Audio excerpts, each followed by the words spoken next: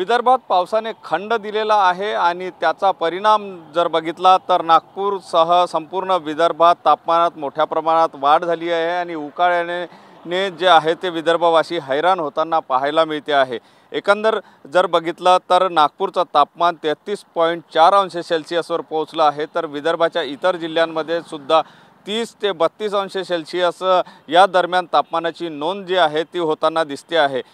श्रावणाचा महिना आहे, श्रावणामध्ये साधारणतः रिमझिम असं स्वरूपाचा पाऊस असतो, मात्र आपण जर बघितलं तर आभाळ पूर्णपणे उघडं असल्याचं चित्र पाहायला मिळते आहे आणि उन्हाचे चटके सकाळच्या वेळेला सुद्धा या ठिकाणी जाणवताना पाहायला मिळते आहे।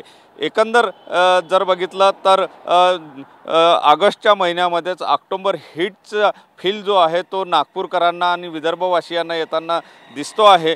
हवामान विभागाने हलक्या स्वरूपाच्या पावसाचा अंदाज व्यक्त केलेला होता, मात्र तोही अंदाज खरा ठरताना या ठिकाणी दिसत नाही आहे आणि नागपूरकर सोबतच विदर्भवासी सुद्धा या उकाळ्याने हैराण होताना पाहायला मिळते आहे, उन्हाचे चटके सहन करताना दिसून येत आहे।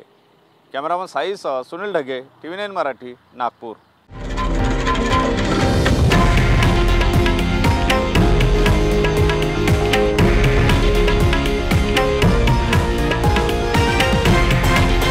हे आहे देशातील नंबर 1 न्यूज नेटवर्क आणि आपण पाहत आहात TV9 मराठी, एकमेव।